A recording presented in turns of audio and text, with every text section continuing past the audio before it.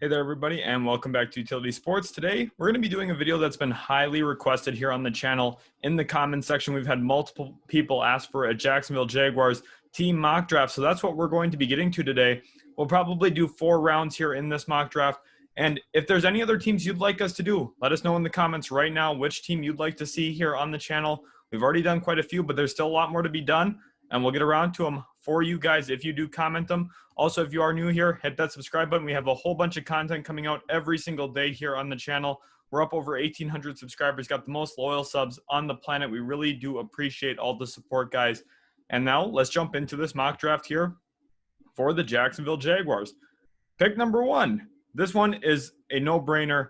This one is the clear and obvious selection. This is going to be Trevor Lawrence out of Clemson. Tank for Trevor. He is a Jacksonville Jaguar, and it is well worth it. He is the best player in the class. He's the best quarterback in this class.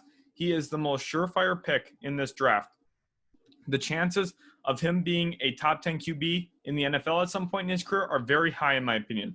Anytime you have a chance to get a guy like that, you go ahead and take it. You don't really worry about what else is on the board. I know there's some other great players in this class, Devontae Smith being one of them.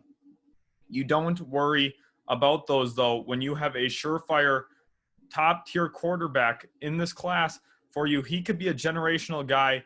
We see Trey Lance now go 20 to the Chicago Bears. I was interested to see if he fell.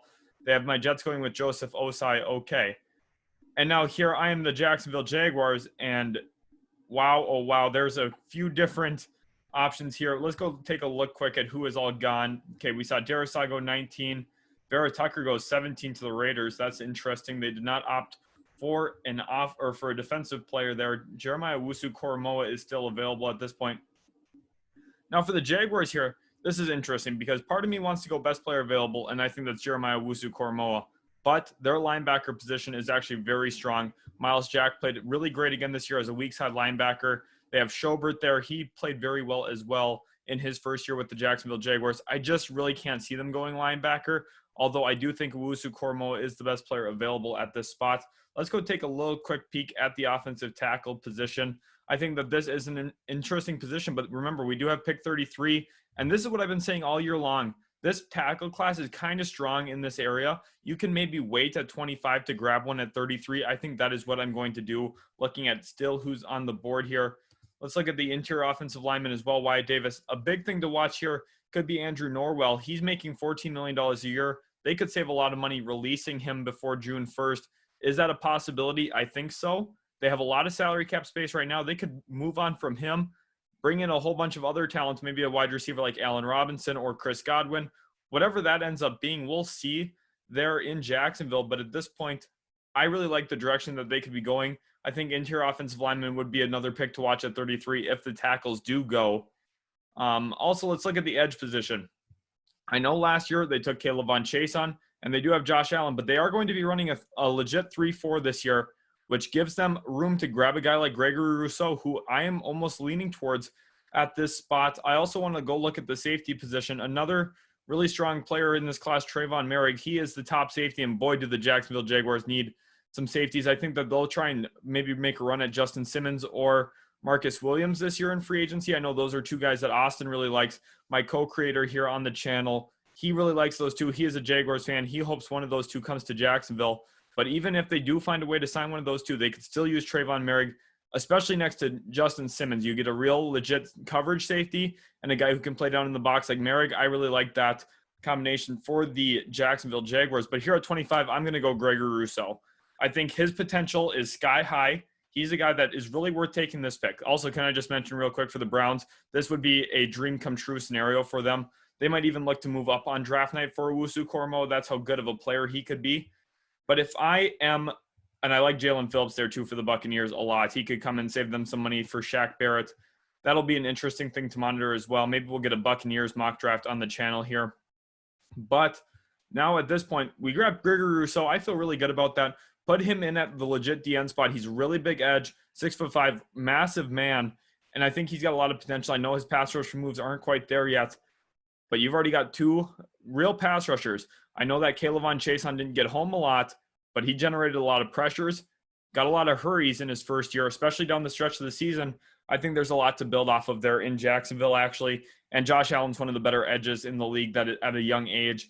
I really like Josh Allen. I wanted my Jets to pick him when he was in that draft, and we actually went with Quinnen Williams, who I think Quinnen Williams is a good player, but I think Josh Allen is superior to him.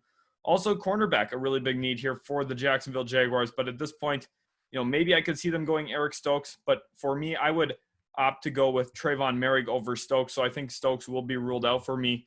The only other option is maybe looking at that offensive tackle spot.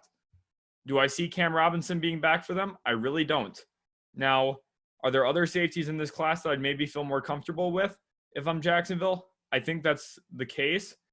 And that's why I'm actually going to opt to go Liam Eichenberg here at tackle. I'm going to go that direction. I really like what he could give me as an offensive tackle. And I just spent my first overall pick on a really good quarterback in Trevor Lawrence. And we saw what happened to Joe Burrow when they didn't have offensive tackles to protect him. That did not end well for him there. We did see Trayvon Merrick go. That is unfortunate.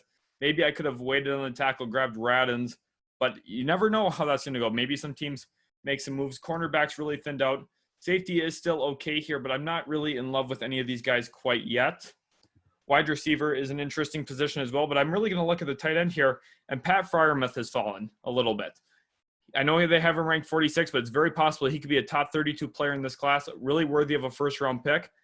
And with how I've gone already, these have been my picks so far, grabbing Trevor Lawrence, Gregory Rousseau, Liam Eichenberg. I'm going to come back, grab another offensive weapon, Pat Freiermuth. This Jaguars team is already looking much improved with these first three picks. Freiermuth's going to even make it scarier. You get a legit number one tight end here in the draft. He is the second best tight end in the class behind Kyle Pitts, who's more of a wide receiver, to be honest. Also, it's really hard for me to not take Christian Barmore there. I know you guys maybe would have wanted him. I really like Christian Barmore as well. I like his run stopping ability, but I really am a fan of Devon Hamilton there. Actually, they took him in the third round last year. I don't think that they would come back and spend another day two pick already on another D tackle just 1 year after the first one that they grabbed. And now here, if I'm the Jaguars again, I've already addressed quarterback. I've addressed tackle. I've addressed tight end. I've addressed my edge position. Now, where are some other places we could look to go? Interior defensive line. I had mentioned that they'd spent a third round pick last year. I don't see that as an option at this point. Cornerback, very big need, but we've seen this position's really thinned out quickly. I just am not comfortable going there yet at this point. Interior offensive line. Now, this could be somewhere we look. I don't necessarily love any of these at this spot, though. Deontay Brown's not a bad option. I would consider him here at 65. Wide receiver, this position's thinned out as well. Tylan Wallace, he could be a really good player, but again, I think that they're going to spend some money at that wide receiver position in free agency. I don't really see that as the route that they're going to go. So it leaves me with the safety spot, and it's going to be between Richie Grant and Javon Holland, and I think that they would opt for Javon Holland. He's a really well-rounded out safety. I see him as a true safety in the NFL, someone who's going to be able to play that position, also has some experience and as a nickel cornerback, and I think that versatility would be very beneficial for the Jacksonville Jaguars. They didn't quite necessarily get the production out of the nickel corner this year that they were hoping for. Last year obviously played very well. At this point, they grab their starting safety in Javon Holland, and I think that's a very good grab for the Jacksonville Jaguars. And they're much improved here at this spot with how the board has kind of played out for them, in my opinion. Now we're going here, and we have pick 105. Tylan Wallace is still on the board here. That is a very interesting situation for me. Tylan Wallace goes almost right before us. Okay, that is a little unfortunate. Paris Ford is still here. That is someone I would monitor as well. Is Shi Smith still here? Okay, Shi Smith is still here, but I don't necessarily know if he fits as well. He's going to probably operate out of the slot a lot. Obviously, they have Laviska Shenault, who they grabbed last year. I don't necessarily see that as a perfect fit. Trey Sermon's here. I don't think that they need to go to the running back position unless they were grabbing Kenneth Gainwell as a pass catcher out of the backfield. I don't necessarily see that as the direction that they will look to go. Maybe back into that interior offensive line. We've got some options here. Aaron Banks, Tommy Kramer as well, two Notre Dame offensive linemen that I like quite a bit. Let's also look at the offensive tackle spot here. I'm glad that we grabbed one early with obviously Liam Eichenberg. I really like that grab. Notre Dame offensive lineman again. That could be possibly where I look to go here on that interior offensive line spot. Let's also look at the linebacker position real quick. See, this position thins out quite a bit as well, in my opinion. And the cornerback spot, I just don't really love anything here, to be completely honest with you guys. Paris Ford seems like the best safety available, in my opinion. Richard LeCount III is also here, though. I do like his game quite a bit. I know Austin really likes him, my co-creator here on the channel. But I think I'm going to opt for that interior offensive lineman. I'm going to go Aaron Banks out of Notre Dame. I'm going to try and beef up the offensive line a little bit more. It's going to help my run game with Robinson. It's going to help my pass game, protecting Trevor Lawrence long-term, and it gives me some salary cap flexibility. I'd mentioned Andrew Norwell a little bit earlier on in the video, and I think it's just very important to be very cognizant of that when you're putting together your NFL franchise, building your team out. You need to look at where you can save money, where you can improve, and they're doing both here by grabbing that interior offensive lineman at this spot. Now here at 129, if I'm the Jacksonville Jaguars here again, this is what, my 7th pick in the first 4 rounds. 1, 2, 3, 4, 5, 6, 7th pick here in the first 4 rounds. This goes to show how strong of a draft that they're going to have this year, how much assets they have for Urban Meyer coming in. This is a loaded situation for the Jacksonville Jaguars. Not only do they have the first pick, getting the best player in the class at the quarterback position, but they're also having a lot of opportunities to hit on other picks as well. Here, I think that they do go to the cornerback room more likely than not. And I actually see them going Diamador Lenore out of Oregon, grabbing another Oregon secondary member.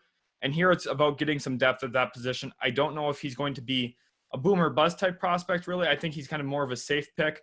And it's just going to be about filling out that position. They spent the first rounder last year on CJ Henderson. They need to grow in that secondary a lot. That was a big focus for me here in this draft. And we'll take one more quick look at it here before we end this video. And here are my user picks: Trevor Lawrence, Gregory Rousseau, Liam Eichenberg, Pat Freiermuth, Javon Holland, Aaron Banks, and Diamador Lenore. I really like this situation. You get a true safety, someone who can also play in the nickel a little bit. You get a true cornerback. You get your starting QB. That's the most important thing. You grab an edge that has high-end potential. You've already got your 2 outside linebacker edges in Allen and Caleb Von Chase, on 2 really athletic guys. Now you get a real physical edge, someone who's 6'5", powerful edge. He can come in, put his hand in the ground for you, and you have a nice pass rush trio there that you can sub in and out, keep the legs fresh. Liam Eichenberg, obviously, to protect Trevor Lawrence. And you grab another Notre Dame offensive lineman right next to him, Aaron Banks. I like that. You're building up some continuity on that offensive line as well. This is what I would do if I was running the Jacksonville Jaguars. And I think these are all very likely options as well. I don't think that this is out of the realm of possibility. One thing I maybe would have looked to address differently was maybe instead of Eichenberg at 33, look to grab Trayvon Merrick there. But that's about it. I feel very comfortable with this draft. Let me know in the comments below what you think about this draft class, and we'll catch you guys in the next video.